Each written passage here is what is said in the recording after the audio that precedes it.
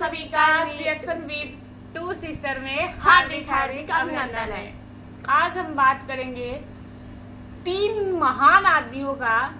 एक आदमी ने मिलाकर अपना नाम रखा, उस महान व्यक्ति का हम नाम बात करने वाले, आप लोग समझ सकते हैं। नाम है आजाद चंद्रशेखर आजाद। रावण चंद्रशेखर आजाद, जो कि रावण एक ब्राह्मण था, ज्ञानी था। तीनों, ऐसा बोला जाता है कि तीनों त्रिलोक में, त्रेता युग में, पूरे त्रेता युग में उससे ज्यादा ज्ञानी कोई व्यक्ति नहीं था, उससे ज्यादा शक्तिशाली कोई व्यक्ति नहीं था। और चंद्रशेखर आजाद भी वो भी ब्राह्मण थे।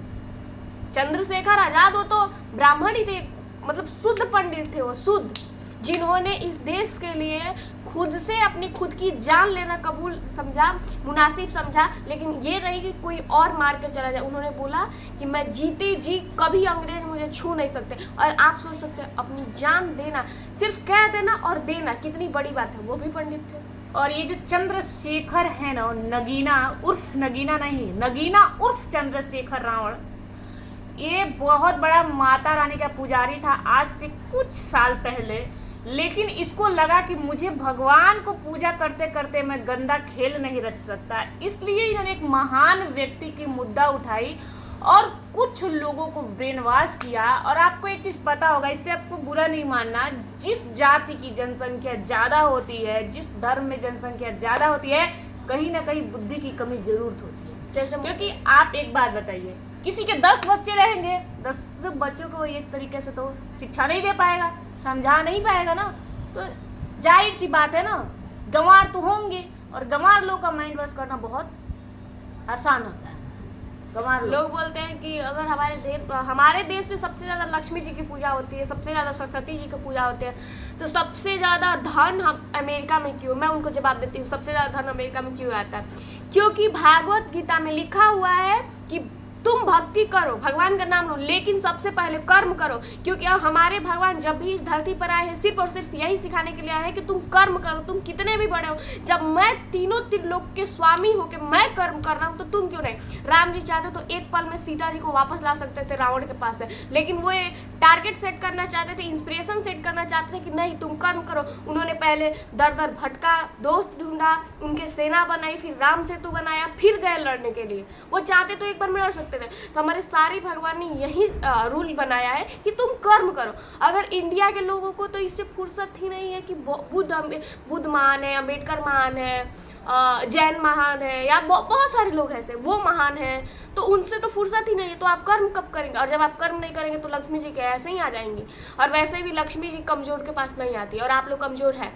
और एक बात मैं बताना चाहती हूँ, देखिए आराम से बोल रही हूँ, मैं एक सनातनी हूँ, सच्चे सनातनी हूँ।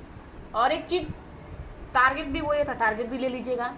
आप कई 100 जन्म ले लीजिएगा धरती पे, और ये कहीं 100 पेज में, 1000 पेज में लिख के रख दिए, सनातन को मिटाने वाला न कोई पैदा हुआ था, ना होगा, और ना है अभी।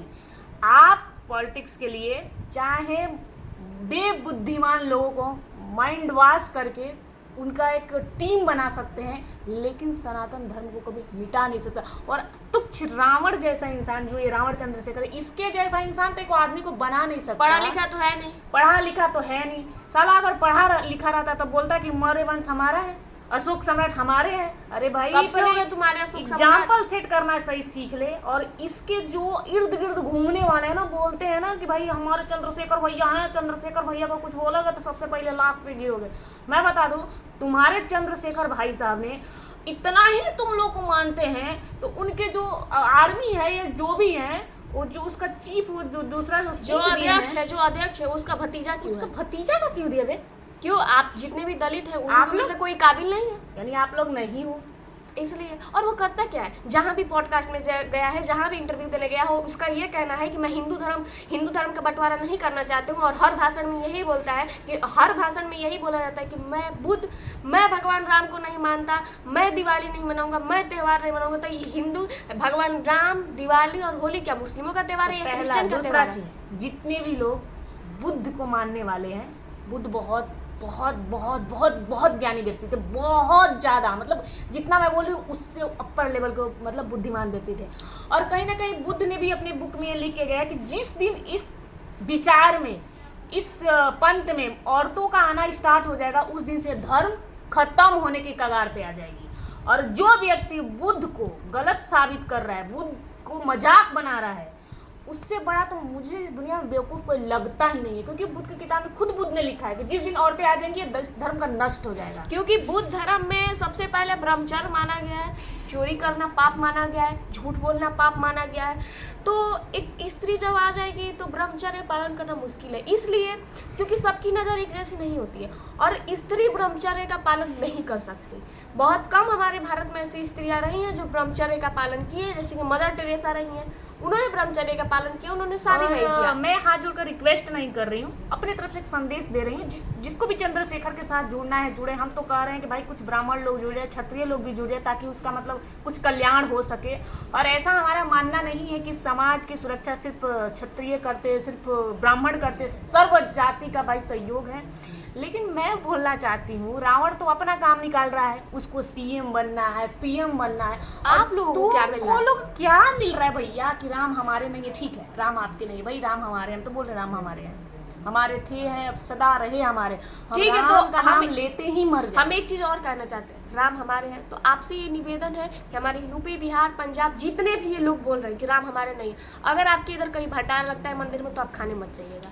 क्योंकि नहीं भी जा सकते भाई, नहीं आप मत जाइएगा, सिंपल जा भी नहीं सकते ना, नहीं भी जाएंगे कोई बात नहीं। अब भीम को मानते हैं, भीम ऐसे महान व्यक्ति थे कि जब उनके पढ़ने का जब हुआ ना, तो उनको ना मतलब पानी नहीं पीना दिया जाता, पढ़ाई नहीं करने दिया जाता था।